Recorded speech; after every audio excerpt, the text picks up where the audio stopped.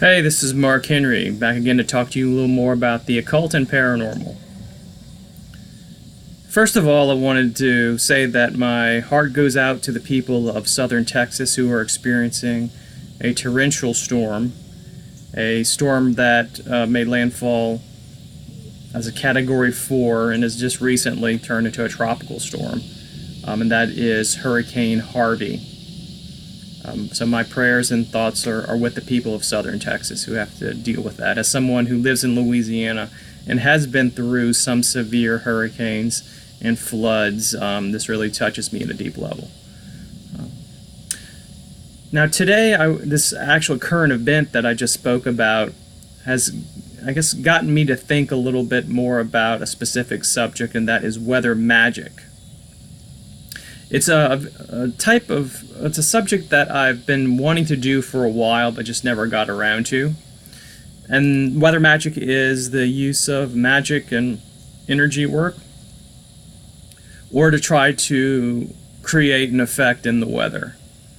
And just like anything, weather magic is a skill, and it's something that, just like any other type of magic, sometimes people have a special talent for it.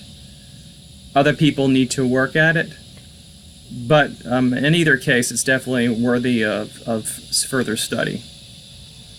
So we're talking about weather. We're usually talking about the more unpleasant aspects of weather. No one does weather magic usually when it's the sunshine and they have plenty of vegetation, there's no drought or anything like that. Usually, weather magic is done when there is just threats of flooding, tornadoes, hurricanes, snowstorms, and the hope is that the weather magic will, at least temporarily, combat this so that the people involved, perhaps the magician, are in a safe place. Now, when we're talking about, I guess, what we human beings do as far as weather magic, we have made some strides in technology regarding weather modification. I don't know if you've ever heard of cloud seeding. What that is when we use rockets, planes, or even ground-generating devices that will propel different substances in clouds in order to increase precipitation, increase rain, to places that are experiencing drought, or even they may do it at certain airports in order to inhibit fog and to make for a little bit better conditions for planes to take off. Now this is still in its infancy and we're still trying to work on this. I mean, some people in the scientific field are not convinced that this is a 100% valid thing, but it is something that we are doing in order to try to improve the weather and our plight in all of this. I've always found that this is particularly interesting. How would we as human beings, we're getting to the point where, if you believe in global warming, where we could potentially have increased hurricanes, increased storms, and yet we don't have the mechanisms in order to deal with this on a particularly effective level. So when we're talking about, I guess, prior to that, without the use of technology, we have to go back to the Native Americans who have, for a long time, have used ceremonies, particularly the rain dance, in order to increase precipitation in certain areas. And they've even taken money from the white settlers in order to create, to do these ceremonies to create more pleasing weather at certain points. And they will do the dance, and they will wear the different items that will symbolize the different elements or deities needed to create the effect. Apart from that, I was recently watching one of my favorite movies called Angel Heart, and I encourage you to check it out. It's an occult film. In the end, they have a documentary on New Orleans voodoo, and they had different voodoo practitioners from the New Orleans area speaking about different things that they did. And they even mentioned the owner of the Voodoo Museum, which I've been to several times, stated that many New Orleans voodoo practitioners, because New Orleans has been the subject of some pretty severe hurricanes, Betsy, Katrina, and others, but those are the two that come to mind. New Orleans voodoo practitioners actually work to try to either steer the hurricanes in another direction if they can. Of course, the best possible scenario is to move them into directions that are maybe more over water in the ocean, or try to dissipate it. But they definitely have a vested interest in not allowing the hurricane to hit. I don't know if you know a lot about New Orleans, but it has a very poor drainage system, and it is several feet below sea level, so when they flood, it's definitely a thing. So I don't fault them for that. Another thing is, how would one use weather magic?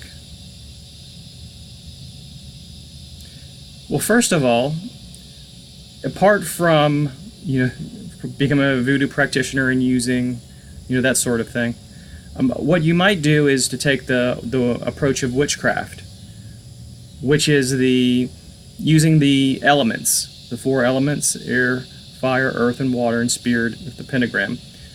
So you'd ask yourself the question, okay, so what particular weather phenomena are you trying to avoid or create?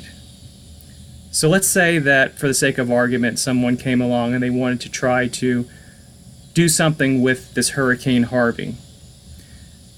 This theoretical witch would have to think to himself, okay, so in a hurricane, there is much wind, so that represents the element of air.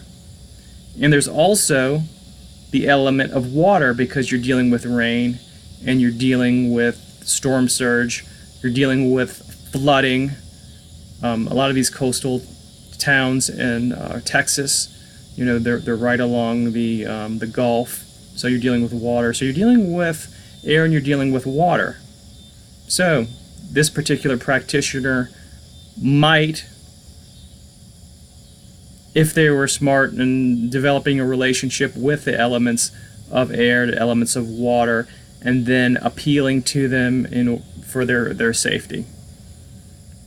Develop the relationship, give them offerings, try to work with them, ask them to, just please go easy on me, or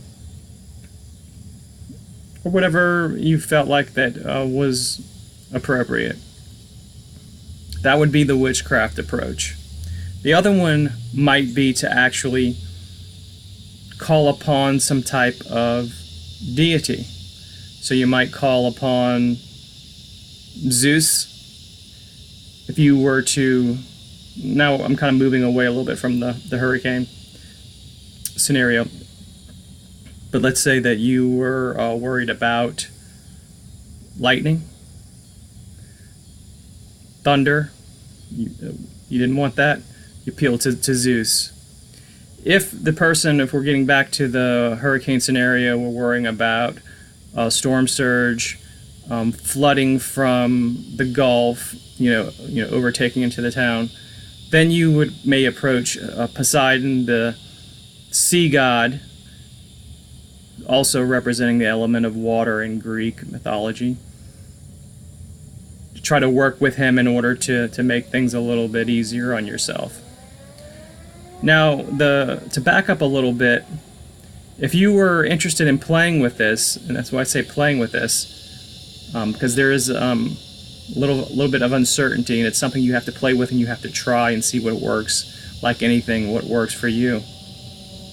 In order to do this type of weather magic, first you have to get over the initial idea of how ridiculous it sounds. And if you've never done it, you might think, okay, I'm just one person, and I'm dealing with these these large-scale forces. How can I have any type of impact? And that's where you have to basically just ignore that and just go with it. Why? Because if it has no effect, you can still play with it. Try again next time, maybe on a smaller scale. And you never know, it might actually do something. Now there's two different types of weather magic. There is the macro and there is the micro. So macro would be, for example, me or someone not living in Texas trying to actually do something with Hurricane Harvey. So what can be done? Maybe a ritual. The ritual items might have to deal with something that would be antithetical to a hurricane. For example, hurricanes get stronger when they're over warm water. That's why Hurricane Harvey went from a tropical storm to a hurricane, and went to 1 to 4 pretty quickly because of the strong water, the strong and the heated up water in the Gulf. So what you would want to do, and of course we're dealing with water, we're dealing with moisture, and that's what caused a lot of damage, the rain. They're thinking that some of these places are going to get 30 to 40 inches of water over the next 5 days. So the ritual items might be something like powder. For me, for some reason, when I think of baby powder, just because it's kind of funny and a little ridiculous in itself, but baby powder as a drying agent, which is antithetical to moisture. Taking that baby powder, putting it in the freezer. Why? Because it makes it cold. Cold is also antithetical to the warmth associated with the hurricane. See, once a hurricane gets away from the warm water and it gets on land, then it starts to dissipate in strength. So that's what you want to do. So you have the drying agent, and then you have the cold, which would start to cause everything to disperse. So now we're dealing with magic, and we're dealing with conception. That could be part of a ritual. It could be even part of a visualization if you don't feel like getting these items and putting them on your altar or working in that sort of fashion. What else? So that would be the macro, dealing with the hurricane on kind of a large scale area. However, you can deal with a micro enchantment rather than a macro enchantment, which be like, okay, so let's say I'm in the middle of this in Houston. What could I do as someone who's going through it in order to protect my house? So you might call upon the elements, you might call upon a specific deity that could help you. And when I mentioned Zeus and Poseidon, that's just two examples. With this, just like in all magic, please do your research. You might find other entities that would work better for you. But again, this is all about trial and error. Also, when we're talking about weather magic, we're also talking about ethics. I was talking to a friend of mine a couple months ago, and we were talking about weather magic. Because, that goes by that saying, that old saying that I think it comes from like the 30s, if I remember when I looked it up, is that little joke that, everybody talks about the weather, but no one's doing anything about it. So he and I got into a discussion, and we're talking about weather modification, and I was talking about, we really need to try to do something with unpleasant weather, dangerous weather, and his response was, well, if you steered it away from you, then it would wind up affecting another town, affecting people in general. So you would need something to try to disperse, dissipate, or neutralize the weather in that sense. It would be unethical in a way.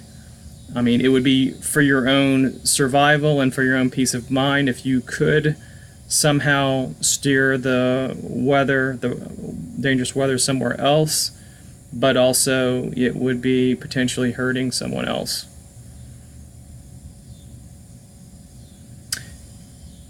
And why is this even possible? Like I mentioned, why is it even possible that we can affect the weather? You know, like I said, I'm just one person. The weather is vast. It's because on a fundamental level, and I believe this, and I think that you do too, is that we are connected to nature. We have the elements within our body. We come from stardust. We are part of the universe. And if you believe that, then potentially, possibly, you can affect things that you are connected to. Just like we affect the people around us with our words and even with our own energy. So who's to say we can't connect with the weather or influence it in some way? Well, anyway, I'm not going to ramble anymore. I've talked for, it seems like a long time. So please subscribe and like. And if you have any comments or questions, I'd be more than happy to discuss any of these further. Thank you very much. Bye-bye.